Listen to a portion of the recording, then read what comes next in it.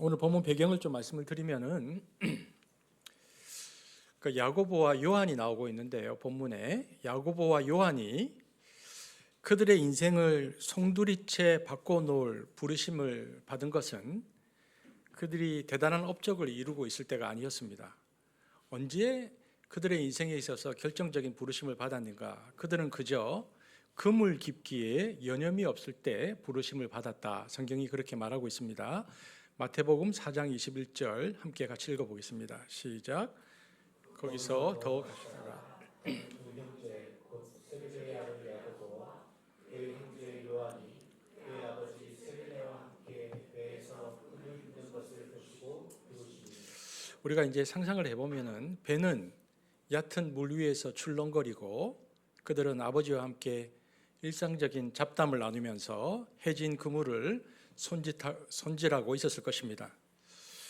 지극히 평범하고 무료하기조차 한 그 시간, 예수님께서 그들에게 다가와서 인생의 소유권을 주장하셨습니다.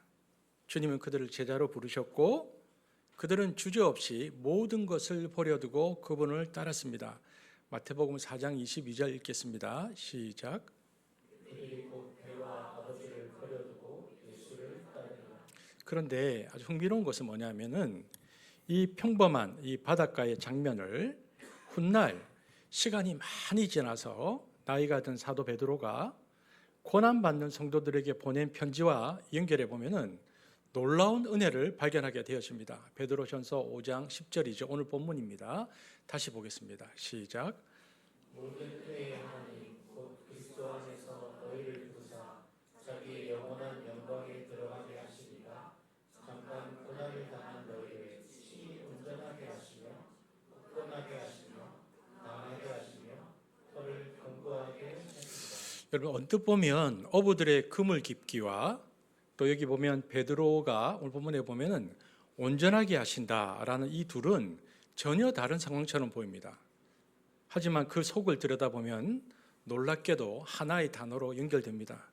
베드로가 이렇게 얘기했습니다. 너희를 친히 온전하게 하시며 나오죠. 그런데 여기서 사용한 그 단어가 바로 야고보와 요한이 그물을 기울 때 사용했던 카타르티조라는 단어입니다. 같은 단어입니다. 그러니까 그물을 깁다라는 단어와 온전하게 한다라는 단어가 같은 단어인데 한국말로는 번역이 다르게 된 것이죠.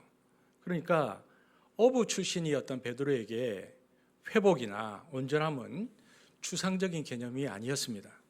그에게 카타르티조라는 것은 찢어지고 구멍나서 재구실을 못하게 한 그물을 다시 고기를 잡을 수 있는 상태로 완벽하게 수선하는 현장의 언어였습니다.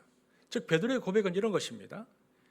은혜의 하나님께서 찢어진 그물을 깁듯이 너희의 인생을 친히 기워 주실 것이다. 이렇게 얘기했다는 것입니다. 우리가 잘 알다시피 베드로는 갈릴리 거친 파도 속에서 잔뼈가 굵은 어부입니다. 그러니까 그가 이 카타르티조, 그물 깊기라는 단어를 선택한 것은 결코 우연이 아니고 지극히 자연스러운 일이었습니다. 여러분 사람은 누구나 자신의 손에 익은 직업의 언어로 삶의 복잡한 이면들을 해석하고 더딥히기 마련입니다. 지금 베드로는 베드로전서를 쓸 때 어떤 상황이었냐면 박해가 몰아치고 그리고 너무나 혼란스럽고 혼잡하고 부산한 로마 한복판에 있습니다. 그리고 교인들은 흩어졌죠. 그러나 흩어진 교인들을 향해서 베드로가 그들에게 노사도가 된 베드로가 위로의 펜을 든 순간 그의 영혼은 뱃전에 물결이 찰랑이던 그 옛날 갈릴리의 바닷가로 돌아가 있었을 것입니다. 그 익숙한 풍경 속에서 베드로는 펜을 꾹꾹 눌러가면서 씁니다. 모든 은혜의 하나님께서 지금 너희들은 비록 로마의 핍박으로 인하여 흩어져 있지만 너희를 친히 온전하게 하실 것이다. 이 말은 베드로가 이 말을 쓰면서 그의 머릿속에는 그의 마음속에는 이렇게 번역되고 있었을 것입니다. 모든 은혜의 하나님께서 너희의 찢어진 그물을 친히 기워 주실 것이다. 이 생각으로 이 글을 썼다는 것입니다. 우리 사랑하는 우리 한숲 성도 여러분, 자 그러면 지금 우리 인생의 배에 실린 그물은 어떤가? 이 아침에 우리가 좀 생각하면 좋겠습니다. 내 그물이 실패와 상처로 혹은 죄책감으로 엉망으로 찢겨져 있는 것은 아닌가? 혹은 더 이상 무엇을 낚을 수 없을 것만 같은 그 찢어진 그물로 인해서 내 인생에 절망감이 드십니까? 그런데 우리가 오늘 기억해야 할 것이 있습니다. 은혜의 하나님은 그물 깊기의 대가시라는 것입니다.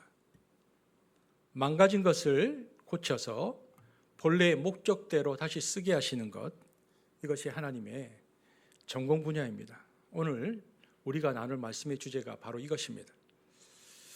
그렇다면 그물이 찢어지는데요. 도대체 우리 인생의 그물은 왜 찢어질까요? 왜 우리의 인생의 그물은 찢어지는 것일까요? 첫 번째 이유는 아마 여기도 뜰 텐데 일상의 마모 때문입니다. 거친 바다에서 매일같이 그물을 던지고 올리다 보면 여기저기 닳고 해지는 것은 지극히 자연스러운 일입니다. 여러분, 그물의 질이 나빠서가 아닙니다. 어떤 대형 사고가 터져서도 아닙니다. 심지어 그 그물은 최고의 장인이 만든 최상급일 수도 있습니다. 하지만 아무리 튼튼한 그물이라 할지라도 매일 반복되는 거친 조업을 견디다 보면 어느 순간 찢겨나가기 마련입니다. 여러분, 업이라는 것 자체가 본래 거친 일이라 장비를 살살 다룰 수는 없는 노릇입니다. 그런데 생각해 보면 어찌 업뿐이겠습니까? 여러분, 치열하지 않은 인생이 어디 있습니까? 하루하루 전쟁 같은 일상을 버티다 보면 우리 인생의 그물도 여기저기 생채기가 나기 마련입니다. 물론 자주 찢어지는 약한 부위가 있을 수 있습니다. 하지만 꼭 거기만 문제가 되는 것은 아닙니다. 때로는 전혀 예상하지 못한 튼튼한 부분이 어느 순간 툭 하고 끊어집니다. 이유는 단 하나입니다. 우리가 최선을 다해서 살았기 때문입니다. 게을러서가 아니라 너무 열심히 살았기 때문에, 치열하게 부딪혔기 때문에 마모된 것입니다. 처음에는 이것을 우리가 대수롭지 않게 여기죠. 이 정도쯤이야 하고 버텨냅니다. 그런데 어느 날 아침에 눈을 떴는데 불현듯 그물이 크게 찢어져 있음을 발견하게 됩니다. 내가 가장 자신 있었던 부분, 전혀 예상하지 못했던 부분이 망가져 있는 것을 볼 때 우리는 당혹감을 감출 수가 없습니다. 생각해 보면 무슨 큰 죄를 지은 것도 아니고 인생의 결정적인 실수를 한 것도 아닙니다. 그저 사업의 압박을 견디고 가정의 평화를 지키기 위해서 애쓰고 묵묵히 버텨왔을 뿐입니다. 그런데 그 삶의 마모가 때로는 내 인생의 가장 소중하고 아름다운 것들을 송두리째 앗아가 버릴 듯 위협합니다. 어제까지는 괜찮은 척 버텼는데 오늘 작은 충격 하나에 와르르 마음이 무너져 내리는 것입니다. 이미 속까지 닳아버렸기 때문입니다. 처음에는 빛이 바랬고 그 다음에는 너덜너덜해지더니 결국은 찢어져 버린 것입니다. 더 무서운 것은 끊어지기 직전까지 그 사실을 감지하지 못할 만큼 우리가 무디어져 있다는 사실입니다. 그만큼 치열하게 쉼없이 달려왔다는 방증이기도 합니다. 여러분, 이런 상태가 되면 사는 게 왠지 시들해집니다. 손에 잡히는 일이 없고 다람쥐 쳇바퀴 돌듯 반복되는 일상에 갇힌 것만 같습니다. 마치 감기 몸살을 앓듯 마음이 욱신거립니다.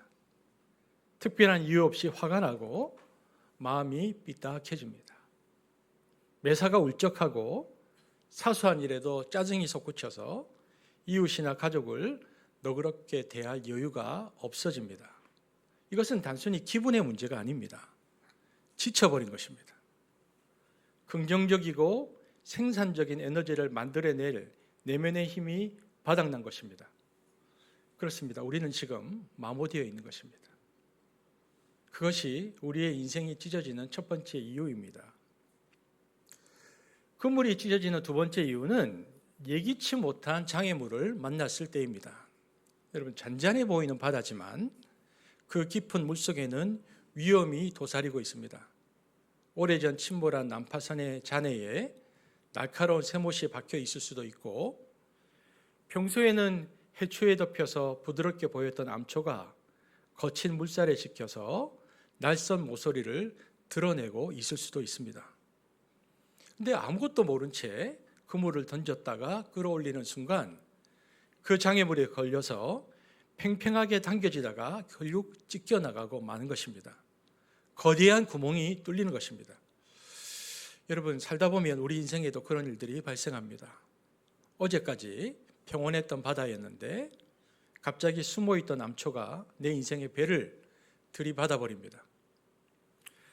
꼭꼭 숨겨놓았던, 숨겨져 있던 충격적인 진실이 드러나서 삶이 요동치기도 하고, 도저히 감당할 수 없는 갑작스러운 슬픔이 파도처럼 덮쳐오기도 합니다.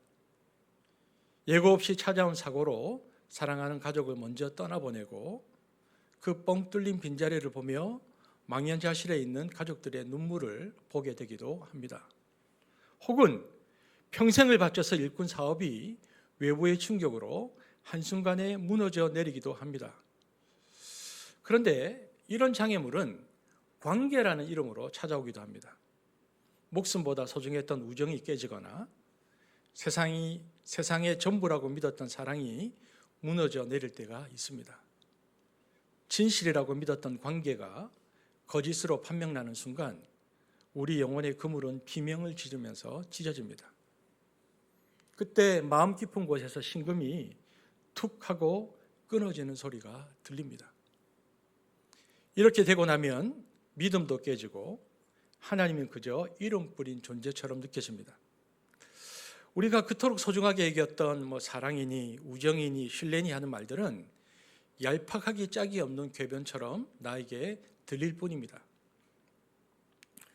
사람에 대한 믿음이 무너지면 하나님에 대한 믿음에도 짙은 그림자가 드리우기 마련입니다. 삶의 의미는 증발해버리고 더 이상 살고 싶지 않다는 생각만이 머릿속을 맴돕니다. 지금까지 내가 흘린 땀과 눈물, 최선을 다했던 그 모든 시간이 비웃음거리가 된 것만 같아서 견딜 수가 없습니다. 이때 우리가 어떤 소리를 듣게 되죠. 툭 하는 소리입니다. 끊어진 그물, 끊어진 마음. 이 지경이 되면 우리는 몹시 절망한 나머지 그 누구의 위로도 받아들일 수 없는 상태가 되어집니다. 마치 메마르고 텅 빈 우물이 되어버린 것 같습니다. 누군가 이때 다가와 건네는 따뜻한 위로조차 날카로운 상처가 되어서 나에게 박히고 어떤 격려도 공허한 메아리로만 들릴 뿐입니다. 그저 캄캄한 동굴 속으로 들어가서 홀로 웅크리고 싶을 뿐입니다. 이것이 우리 인생의 그물이 찢어지는 두 번째 이유입니다. 여러분, 성경을 읽다 보면은 그물이 찢어지는 세 번째 경우가 등장하는데 세 번째 경우는 매우 독특합니다. 여러분, 누가복음 5장을 보면 그들이 밤새도록 수고했으나 빈 그물만 씻고 있던 제자들에게 주님께서 찾아오십니다. 주님은 그들에게 이렇게 말씀하십니다. 깊은 데로 가서 그물을 던지라 이렇게 말씀하셨고 순종하여 그물을 내리자 놀라운 일이 벌어졌습니다. 어떻게 됐냐면 고기가 잡힌 것이 심이 많아 그물이 찢어질 지경이 되었다라는 것입니다. 누가복음 5장 6절 한번 읽어보겠습니다. 시작.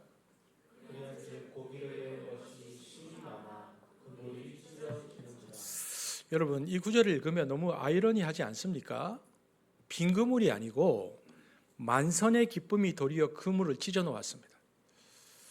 하나님의 선물로 주어진 축복이 파멸의 원인이 된다라는 것이 언뜻 보면 하나님의 긍휼과 어울리지 않는 것처럼 보입니다. 하지만 가만히 우리 주변을 그리고 나 자신을 한번 살펴보면 좋겠습니다. 다름 아닌 하나님께서 주신 선물, 그 감당할 수 없는 풍요의 무게 때문에 인생의 그물이 사방으로 찢겨나간 삶들이 얼마나 질비합니까? 삶이 너무 평탄하다 보니까 정작 인생에서 가장 고귀한 가치인 예수 그리스도와 거룩함은 어느 구석에 처박혀 녹슬어버린 경우가 허다합니다. 형통함이 오히려 마음을 완악하게 만들었습니다. 누리는 사치와 풍요가 영혼의 크기를 쪼그라들게 만들었단 말입니다. 그들은 자신의 삶을 부유하게 만드는 모든 조건을 갖추었고 세상에서 가장 편안한 안락의 요새 속에 둘러싸여 있습니다. 문제는 바로 여기에서 발생합니다. 풍요에 갇힌 이들은 더 이상 신앙적인 몸부림을 치지 않습니다. 더 나은 세상을 만들기 위한 최소한의 거룩한 노력조차도 귀찮아합니다. 왜냐하면 지금 이대로가 좋사오니입니다. 더 이상도 더 이하도 원치 않는 안주함, 소위 우리가 축복이라고 부르는 그 보아들 때문에 정작 마음의 날은 무뎌졌고 영혼의 감각은 마비되어 버린 것입니다. 차고 넘치는 물고기 떼가 그물을 찢어버리듯 과도한 안락함이 믿음의 줄을 끊어놓은 것입니다. 여러분, 지금 여러분의 그물은 안녕하십니까? 혹시 마모가 되거나 장애물에 걸린 것이 아니라 너무 많은 것을 채우려다 찢겨 있지는 않습니까? 그렇다면 이제 우리가 생각해 보아야 할 것은 그물이 찢어졌을 때 우리가 겪게 되는 손실의 실체에 대해서 한번 우리가 직면해 볼 필요가 있습니다. 우선 기억해야 할 것은 어부에게 그물은 단순한 도구가 아니라 생존 그 자체라는 사실입니다. 어부의 오두막집이 불에 타더라도 그는 살아갈 수 있습니다. 손바닥만한 채소밭에 병충해가 들어서 한 해 동안 농사를 망치더라도 힘들긴 하겠지만 견딜 수 없는 일은 아닙니다. 다시 일어설 수 있습니다. 하지만 어부에게 그물이 찢어지면 이야기가 다릅니다. 그물이 망가지면 생계 수단 자체가 날아가 버립니다. 모든 수고가 헛수고가 되고 맙니다.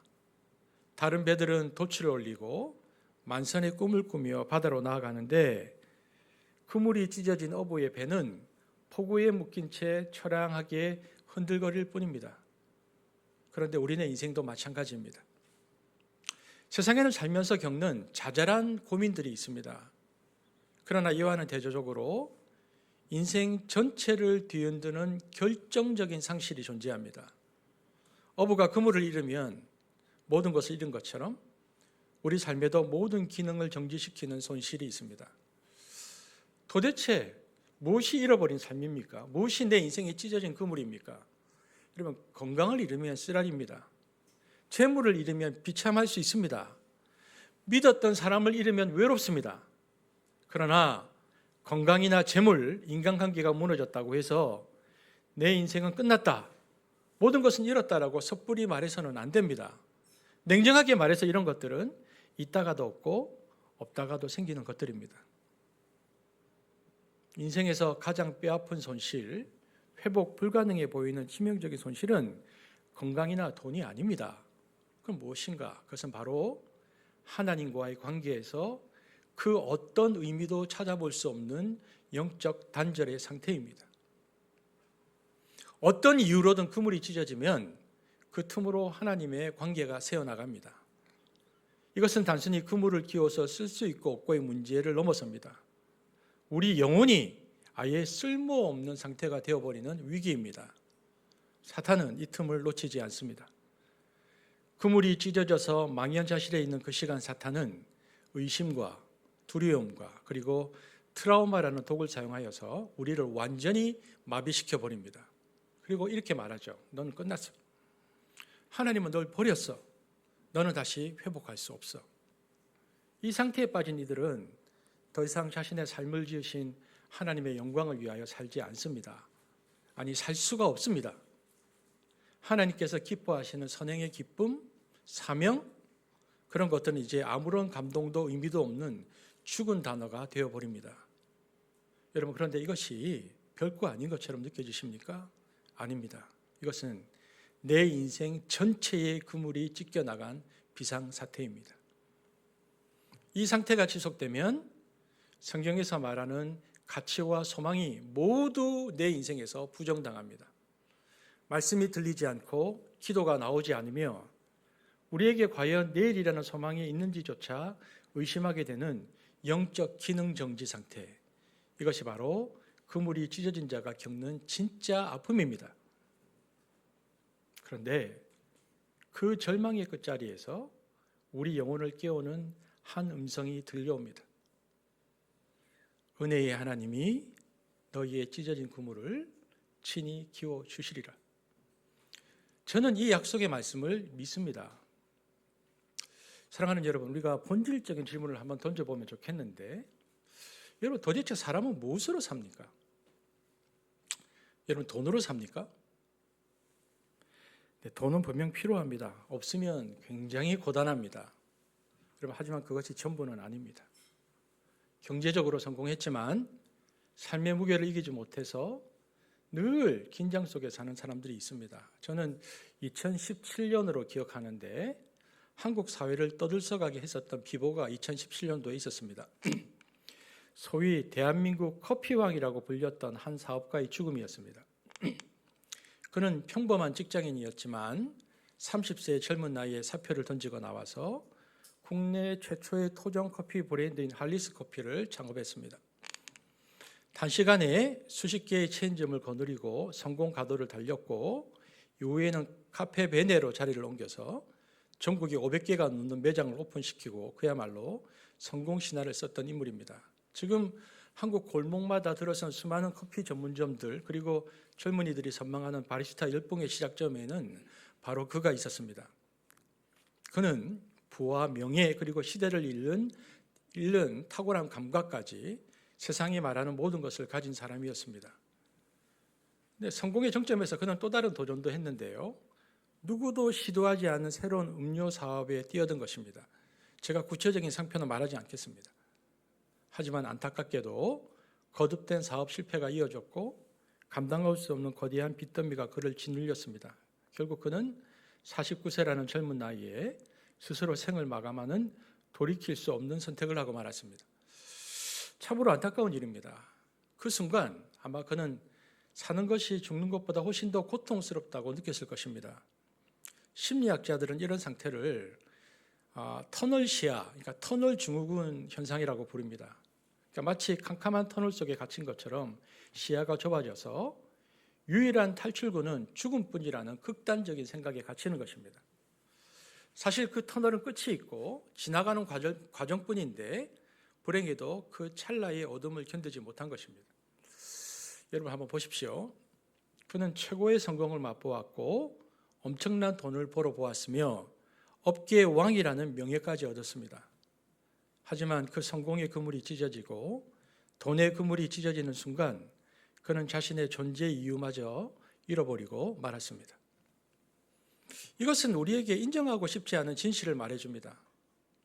돈이 우리를 살게 하는 근본적인 힘이 아니라는 사실을 말하고 있다는 것입니다.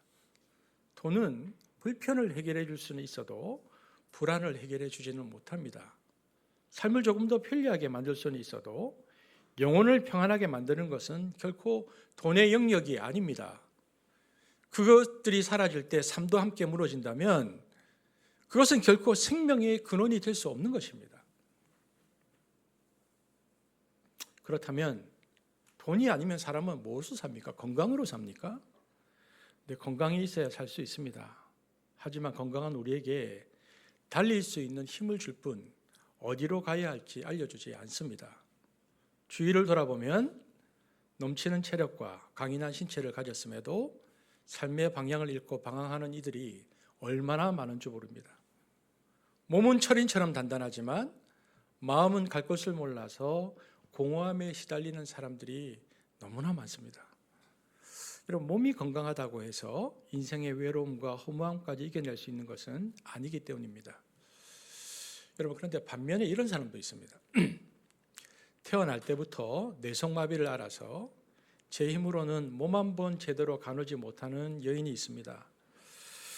그녀는 자기가 하고 싶은 단어 하나를 입 밖으로 내뱉기 위해서 30초, 아니 1분 가까이 온몸을 뒤틀어야 합니다. 얼굴의 모든 근육이 일그러지고 입술을 한없이 떤 후에야 겨우 아주 힘겹게 한마디를 토해냅니다. 그 말은 사랑해요라는 단어입니다. 그녀의 육신은 무너져 있었지만 그녀의 영혼은 그 누구보다도 건강했습니다. 그녀는 평생 감사와 찬송의 시를 쓰며 나는 행복하다라고 고백했습니다. 아마 여기 계신 분들이 많이 기억하고 계실 텐데 오래전 우리가 눈물로 불렀던 그 찬양의 시를 쓴 주인공 송명희 시인이 바로 그녀입니다.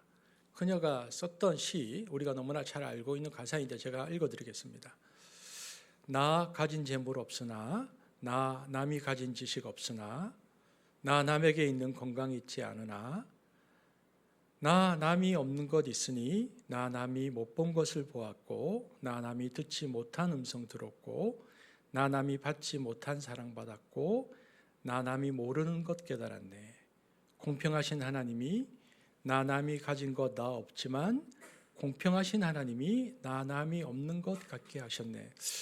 이게 제가 대학을 다닐 때 불렀던 찬양들이니까 40년 전의 시입니다. 여러분 송명희 씨는 1963년생입니다. 올해 한국 나이로 나이가 62세입니다. 뇌성마비라는 천연 같은 장애를 안고 태어난 그녀는 그로부터 40년이 지난 지금 어떻게 살고 있는가? 나이가 들면서 온몸의 뼈마디가 뒤틀리는 통증과 목 디스크까지 겹쳐서 현재는 거의 전신마비 상태로 침상에 누워 지나고 있습니다. 의학적으로 육체적으로 보면 그녀는 현재 25년 상황에 가장 불행한 사람이어야 마땅합니다. 하지만 그녀는 최근에 사역 40주년을 맞아서 힘겨운 손가락 하나로 타이핑하여서 쓴 새 시집 그 나라를 출판하기도 했습니다. 그녀가 여기에 실린 50편의 시들을 쓸 때 그가 이 50편의 시를 쓰면서 이런 마음으로 썼다라고 그 시집에는 있는데 마치 내 몸에 입힐 수의를 짓는 심정으로 한 글자 한 글자를 찍어 눌렀다라고 고백합니다. 최근에 나왔던 송명희 씨가 쓴 그 나라라는 시를 제가 읽어드리겠습니다. 그 나라는 내가 가는 것이 아니라 그 나라가 내게 온다. 내가 그 나라를 구하는 것이 아니라 그 나라가 나를 구한다.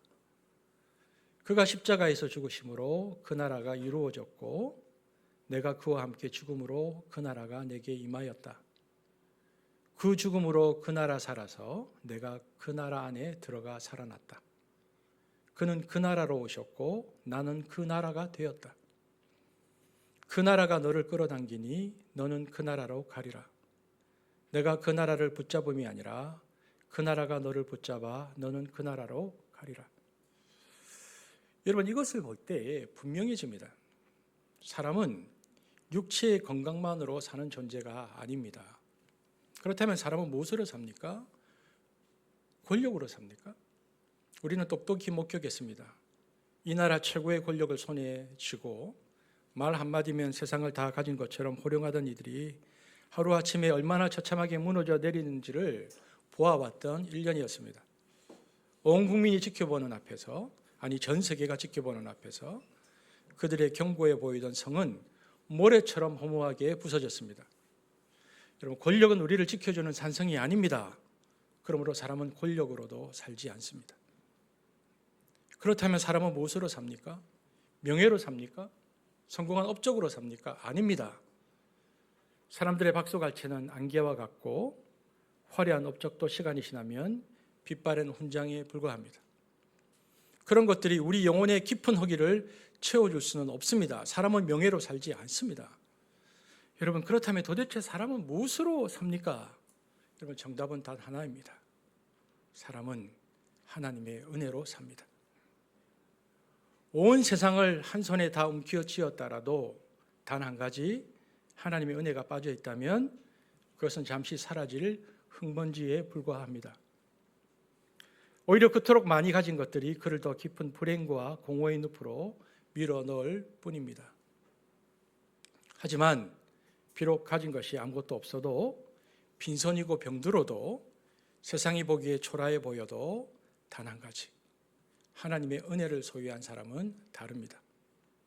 그는 찢어진 그물을 들고도 행복해할 수 있습니다. 감사할 수 있고 평안할 수 있으며 세상이 감당할 수 없는 당당함으로 살아갈 수 있습니다. 그러므로 여러분 사람이 사는 동안 가장 간절하게, 가장 긴급하게, 가장 우선적으로 구제할 것은 돈이 아닙니다. 권력이 아닙니다. 건강이 아닙니다. 자식의 출세나 나의 명예가 아닙니다. 우리가 숨쉬는 매 순간 가장 처절하고도 시급하게 구해야 할 단 하나는 바로 하나님의 은혜입니다. 오직 그 은혜만이 찢어진 우리를 다시 온전하게 키워주시기 때문입니다. 저는 군복무 시절에 손을 다쳐서 마취 없이 상처를 꿰맨 적이 있습니다. 생사를 바늘로 찌르고 실로 당길 때 그 통증은 좀 끔찍했습니다. 그때는 너무 아팠는데요. 하지만 그 아픔을 견디고 꿰매었기 때문에 상처는 아물었고 저는 나음을 입었습니다. 우리 인생의 치유도 이어갔습니다. 나는 지금 자식 문제, 돈 문제, 건강 문제라고 생각하잖아요. 그런데 여러분, 이것이 단순히 자식 문제, 돈 문제, 건강 문제가 해결되는 차원이 아닙니다. 생각해 보면 때로는 우리의 인생이 상처가 덧나는 것 같고 둔탁한 통증이 가슴을 짓누를 때가 있습니다. 하나님이 원망스럽게 느껴질 만큼 아플 수도 있습니다. 하지만 우리가 그때 믿어야 할 것이 있습니다. 그것은 방치가 아니라 수술 중이라는 신호입니다. 지금 주님이 나의 찢어진 삶을 붙들고 친히 바늘을 들어서 내 인생을 깁고 계신 것입니다. 아프지만 치유가 시작된 것입니다. 여러분, 예수님은 우리가 성경을 보면 알지만 멀리서 지시만 하시는 분이 아니십니다. 그분은 나의 찢겨진 삶 한가운데로 들어오셔서 당신만이 줄 수 있는 위로와 격려로 우리를 안아주십니다.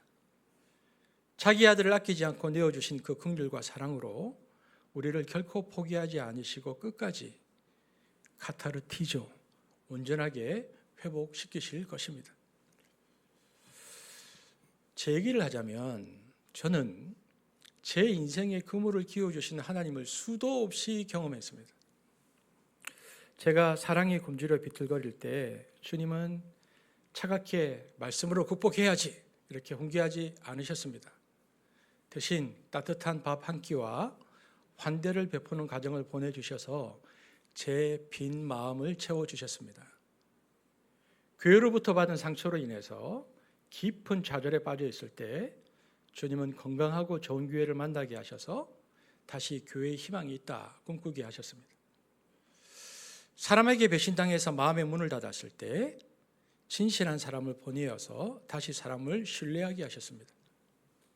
하나님은 정확하게 저의 찢어진 부분을 알고 계셨고 그때마다 가장 알맞은 방법으로 제 인생의 그물을 끼워주셨습니다.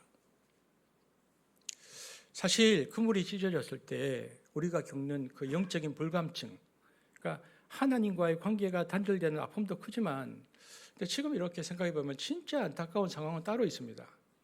그것은 바로 내 인생의 그물이 찢어지면 내 삶의 사방에 널려 있는 만선의 기회, 그러니까 풍어를 놓치게 된다는 사실입니다. 여러분 한번 보십시오. 푸른 물속에는 물고기대가 가득합니다. 물고기는 우리가 갈 수 없는 저 먼 바다에 있지 않다라고 성경이 말합니다.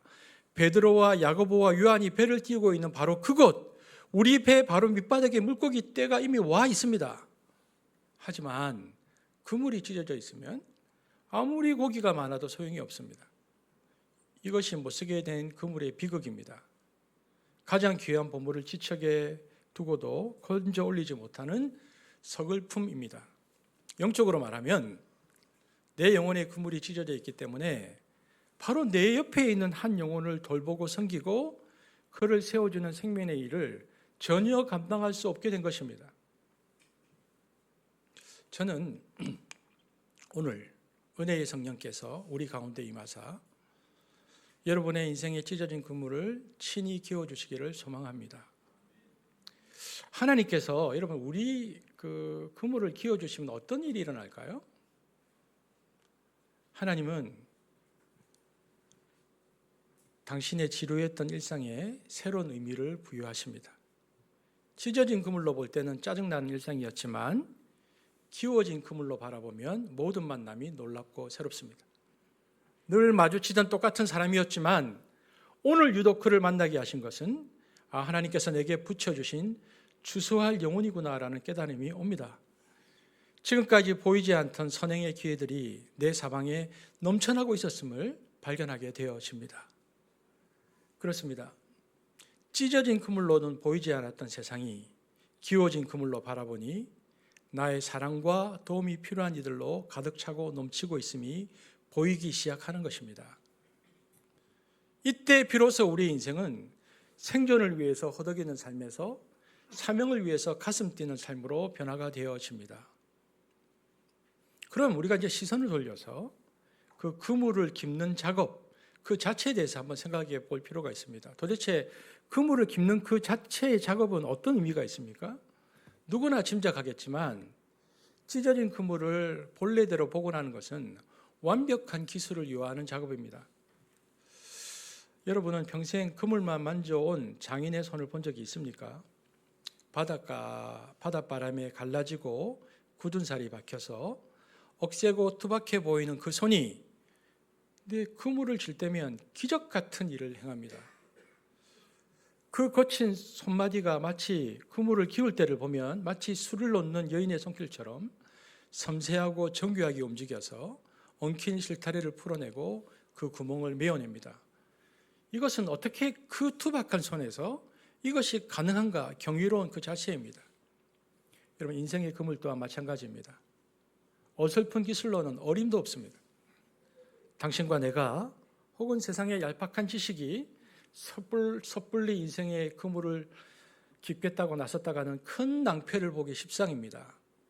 고친다고 손을 댔다가 오히려 더 실타래를 더 엉키게 만들어서 나중에는 손 쓸 수 없는 징역으로 망쳐놓는 경우가 얼마나 많습니까?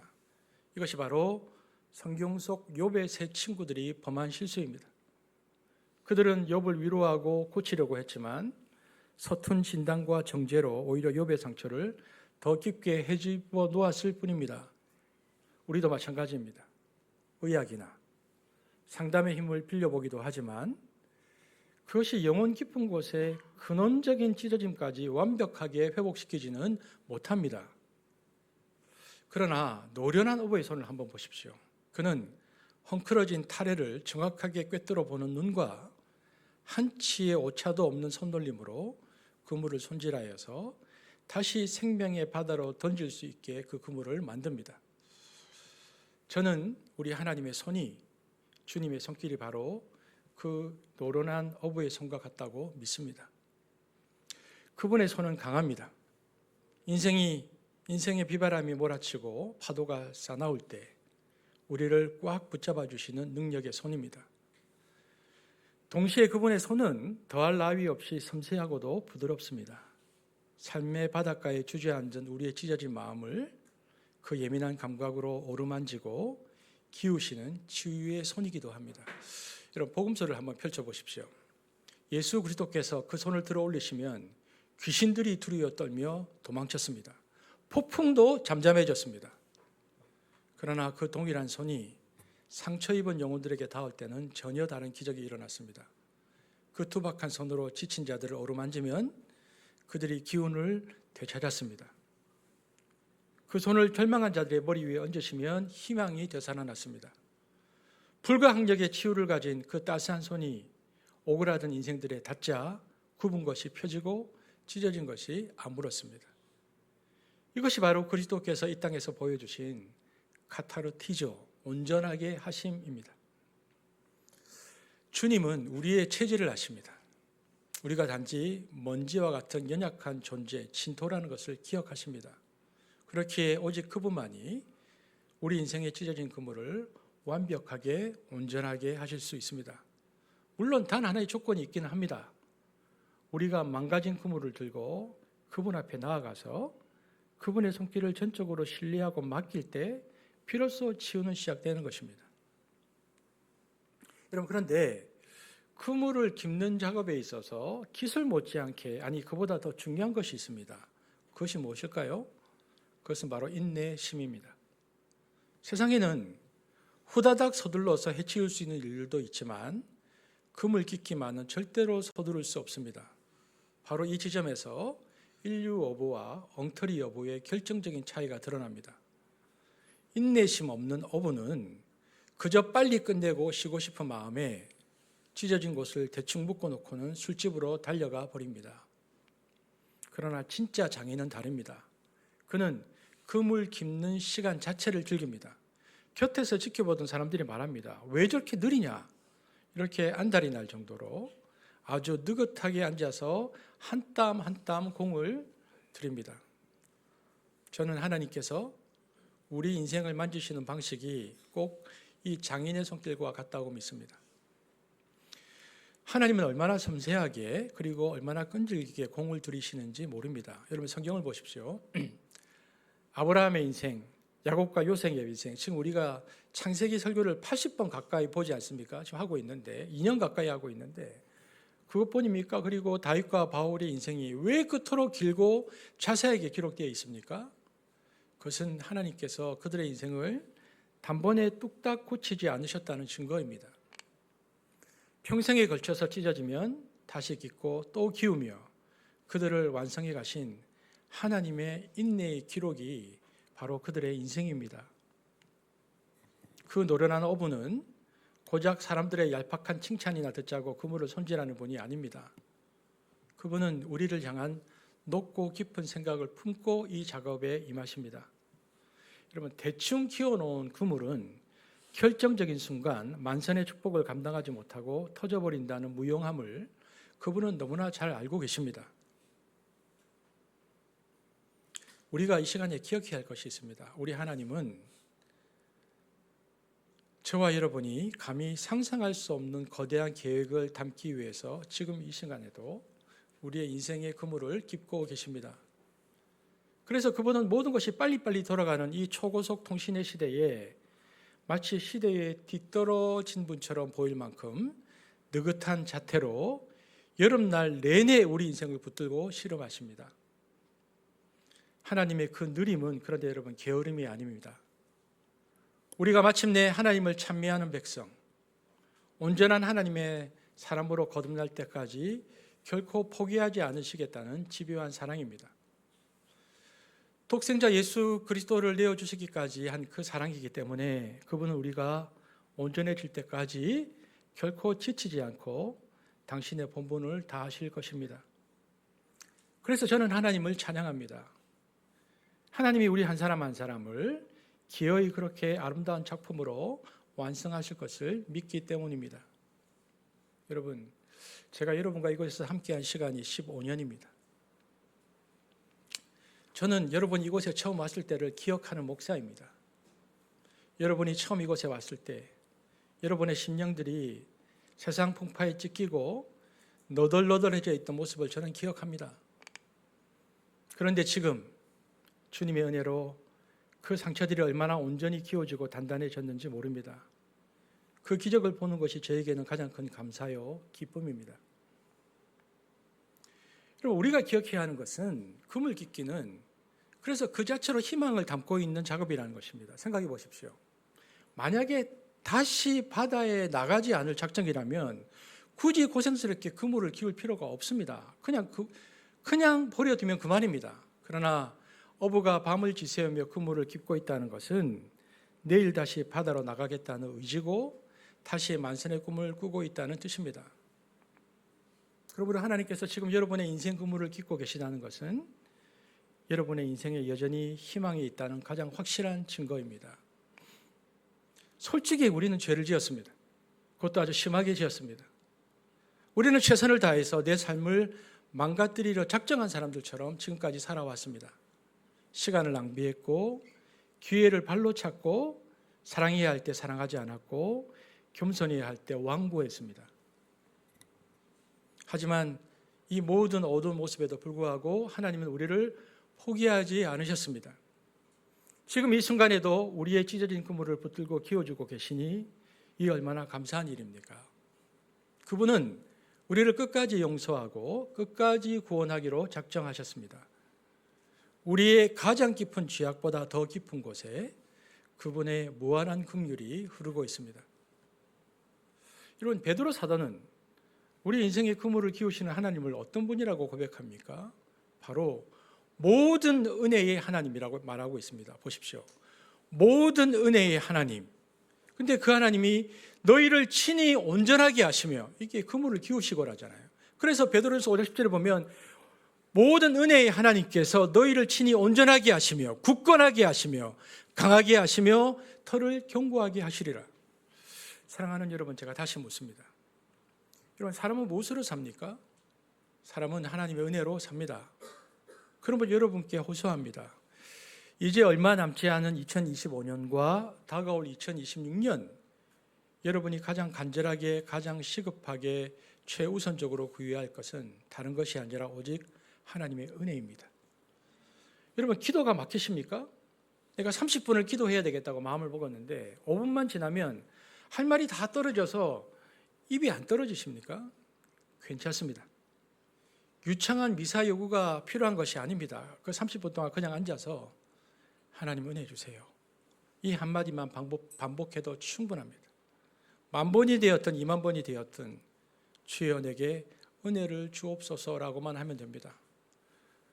우리 생각에 내가 그럼 무슨 은혜인지 구체적으로 알아야 구하지 않겠나 하는 생각이 듭니다. 아닙니다. 하나님이 아십니다.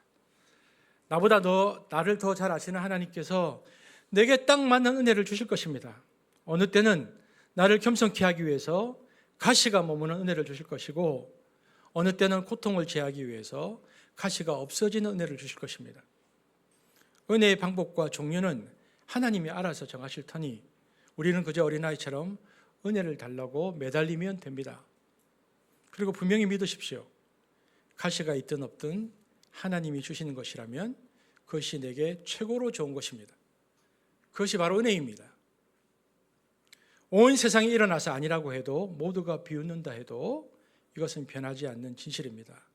사람은 하나님의 은혜로만 삽니다.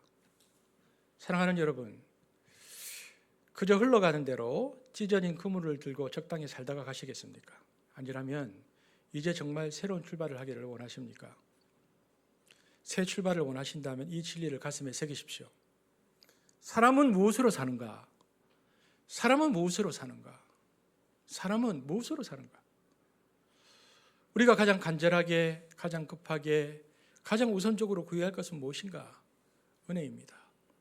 하나님의 은혜입니다. 사람은 그물을 기우시는 하나님의 은혜로만 삽니다. 그러므로 우리 사랑하는 한습의 성도 여러분, 이곳 한습에 단 하루를 머물더라도 부디 하나님의 은혜를 구하십시오. 그 은혜가 여러분을 살게 할 겁니다. 그 은혜의 하나님께 오늘도 우리의 마음을 내려놓는 저와 여러분 되어지기를 주의 이름으로 축복합니다. 제가 기도하겠습니다. 하나님, 참으로 그렇습니다. 옳습니다. 우리는 오직 하나님의 은혜가 있어야만 살 수 있는 존재들입니다. 내 힘으로 살아보려 발버둥 쳤지만 남은 것은 찢어진 그물뿐임을 이 시간 고백합니다. 오늘도 우리 인생의 찢어진 곳을 찾아 친히 기우시는 하나님을 온전히 신뢰합니다. 때로는 나를 깁는 주님의 손길이 투박하게 느껴지고 살을 꿰매는 것처럼 아프고 힘겨울 때도 있습니다. 하지만 그것이 나를 죽이려는 것이 아니라 나를 살리려는 사랑임을 믿습니다. 자기 중심성과 이기심으로 무뎌지고 무너져가는 우리 인생을 하나님 나라의 가치로, 사명자의 삶으로 바꾸고 계시는 그 과정임을 믿고 인내하게 하여 주옵소서. 주님, 간절히 구하오니 우리에게 하나님의 은혜를 주옵소서. 먼저 말씀을 전한 이 종에게 감당할 수 있는 은혜를 주옵소서. 눈물로 동역하는 모든 교육자들 위해, 그리고 보이지 않는 곳에서 땀 흘리는 사역지원부와 사랑하는 한습지기들 머리 위에 마르지 않는 은혜를 부어 주옵소서. 상처 입은 우리 가정마다 회복의 은혜가 임하게 하시고, 이곳 한습 공동체가 더 나아가서 찢어진 영혼들을 키워내는 은혜의 병원이 되게 하시며, 더 나아가서 이 땅의 모든 한국교회가 다시 한번 복음의 은혜로 새로워지게 하여 주옵소서. 우리의 소망 되시는 예수 그리스도의 이름으로 기도드렸습니다. 아멘.